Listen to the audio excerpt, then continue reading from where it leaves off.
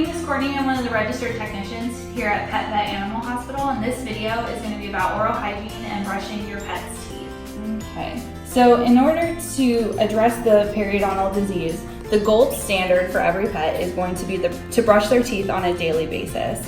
I know a lot of pet owners tell me, hey, my dog won't let me brush her teeth or his teeth. Really, you have to train them to do it. It's really not a natural thing for them to brush their teeth, so you need to just help them accept it. So with Reagan here, I worked really hard to get her to start accepting the toothbrushing, but what I did was I took some dog-safe toothpaste.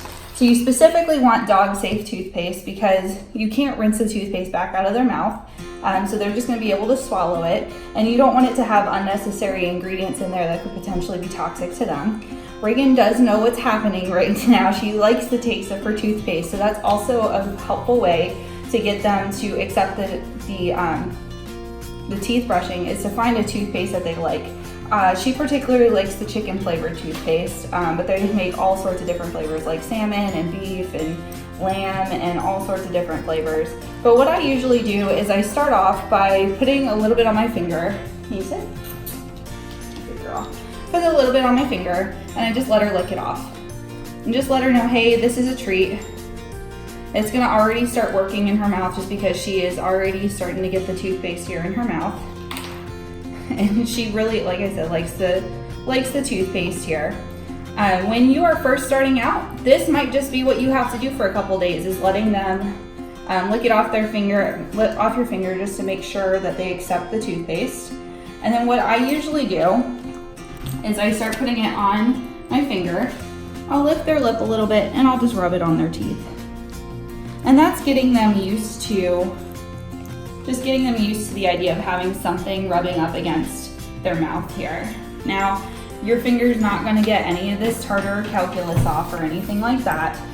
So you can start, after they accept that, you can start using other things. Like I like using cotton rounds when I first start with a pet, because it has a little bit of an abrasive surface, so it will actually get some stuff off. So what I do is I put it around my finger, just like this. I put a little bit of toothpaste on there. And then I again lift her lip. And I find a lot of pets prefer this over the toothbrush, especially at first. They accept this just because it's soft, it's nothing like crazy hard going into their mouth or anything like that. And I just rub the teeth. You can do a circular motion like you do in humans, but sometimes it's hard. But because it does have an abrasive surface, you do actually get a little bit of tartar off the teeth. Once your dog or even cat accepts that, you can move on to the toothbrush. I use a firm bristle toothbrush. It doesn't have any rubber pieces or anything like that.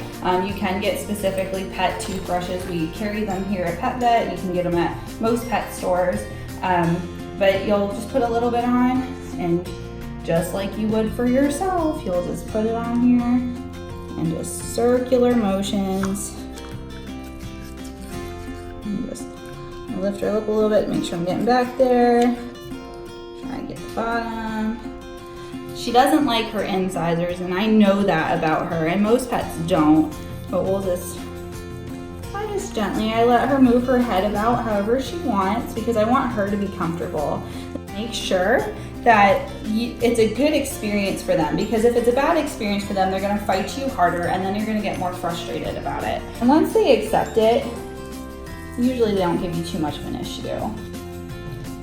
And with her, she is bleeding a little bit from that red spot I was talking about, the gingivitis that she has. That's okay. It does happen. It's just like when you and I, if we have a little bit of inflammation going on in our own mouth, and if we bleed a little bit, it's the same with the pets. So if you can think about this, if your pet has a lot of dental disease, and you think about if you have a lot of dental disease, like cracked tooth or a cavity or anything like that, how painful that is for you. It's also very painful for them, but animals tend to be very stoic creatures, and they don't usually show us their dental pain until it gets really severe. So just making sure we watch our dental health and just look for those signs. Like I said, she has this red spot right here. That is exactly the sort of thing that we're looking for when we're looking at their dental health here. just to address it as soon as possible before it gets to a point where it is going to be causing them a lot of issues and a lot of pain later on. When you are brushing your pet's teeth, you don't need to do the insides of the teeth, so the surfaces next to the gums. They take care of that on their own naturally, so we just need to brush the outsides of the teeth, so more towards the cheeks. Some pets, some dogs and especially cats don't like their lips to be stretched out so you can see what you're doing. In those cases, just let the lip be natural and just do your best by using a smaller toothbrush, such as for a large dog you can use a cat toothbrush, or for cats you can actually just use a cotton round and just try to use just your finger minimally for that if they resist too much. A professional dental cleaning entails us putting the pet under anesthesia, and we are going to take dental x-rays and we are going to use what's called a dental probe just to probe the lower regions of the mouth underneath the gum line. It's things that we won't be able to see during the oral examination of your pet while they're awake because they don't allow us one to probe, and x-rays will allow us to see what's below the gum line, make sure there's no abscesses or pocketing or anything like that. We'll also professionally scale the teeth and polish them. We recommend that you do a dental cleaning annually, so once a year. Thank you so much for watching this video about your pet's dental health. Stay tuned for our next video about what exactly happens during a dental cleaning.